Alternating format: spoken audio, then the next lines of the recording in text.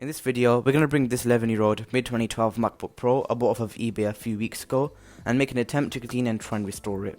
The eBay listing states that there's no drive installed in the laptop, along with no operating system. There should be a fairly easy fix though, as most Macs from this age and above have a feature called Internet Recovery, which allows you to restore the laptop from the internet without the need of a USB or an extra Mac. So now that we've got the MacBook out, you're probably wondering what the specs are. We're currently rocking a 3rd gen Core i5 with 4GB of DDR3 SODIMM RAM. It ain't much to this day, but I'll be trying to upgrade it to 8GB or maybe even 10GB, depending on what modules I find during the writing of this script. And of course, no hard drive. So to get started with the cleaning process, I'm going to use a wet cleaning wipe and scrub the exterior of the MacBook. I could tell the seller made an attempt to clean this before, but he didn't really do a good job with the scuffs and black spots, so I rubbed them off.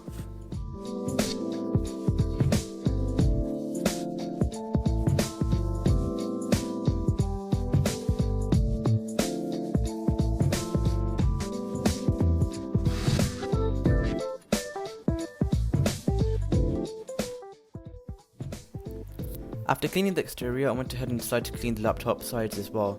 It's not going to make much of a difference, but I want to make sure that the laptop is fully clean before I start using this. Also clean the palm rest along with the keyboard as well.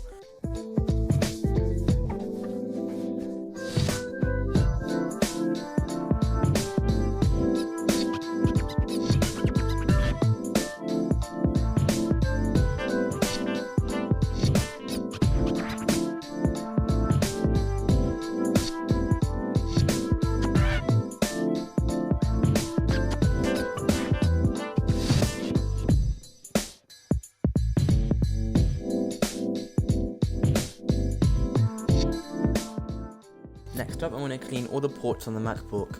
Those ports being the MagSafe, Ethernet, Firewire, Thunderbolt, USB 3, SD card, and etc. I just want to make sure that they look all clean before I actually use those ports as well, because I've had USB ports in the past that have dust in them and just random dirt, and those have been into the contacts of my USB and they just don't work anymore, so I prefer to clean them. So what I'm doing now is giving the MacBook a final clean off with my hands so that the cleaning wipes don't leave their marks on there.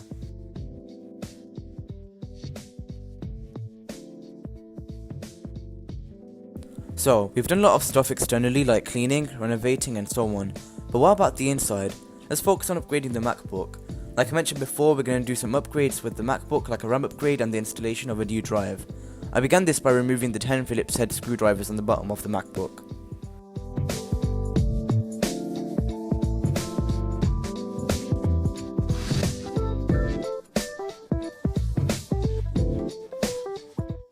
Lifting the bottom case up with one finger revealed the entire MacBook Pro's components and internals.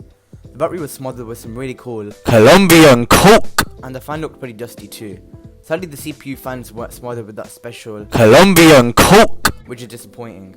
Let's start with disconnecting the battery. I disconnected the battery using the iFixit spudger, which made the process of disconnecting the battery very easy.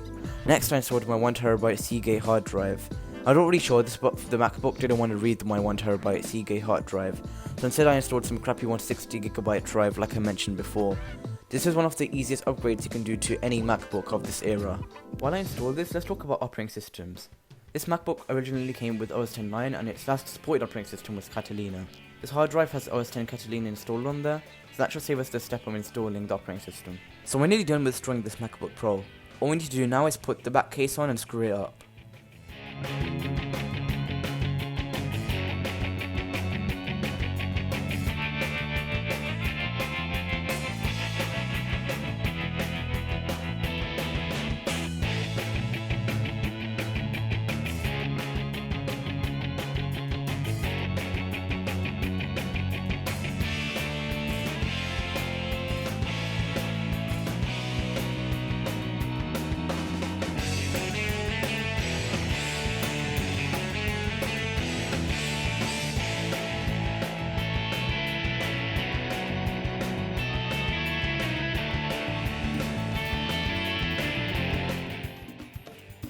A few moments later. So we're done with cleaning and restoring this 2012 MacBook Pro. I don't just want to clean and restore it, but I also want to test it out and see what stuff I can do on there.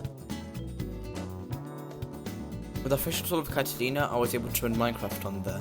Today's version of Minecraft doesn't run well on older hardware, but instead I installed 1.12.2 which ran decently at 50 to 60 FPS, with the lowest settings possible.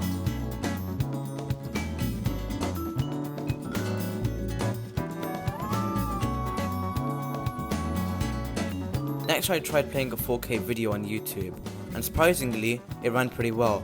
There were some stutters, but that was because of my Wi-Fi connection. Dust would usually be collected. And then at last we have the VRM, and most of the amount of dust has collected. It's really dirty, so it will definitely require a lot more service, but we're going to have to be careful as the VRM is fairly delicate, and a lot of people have accidentally torn off components of the VRM before. If you like what you saw there, feel free to subscribe and like the video.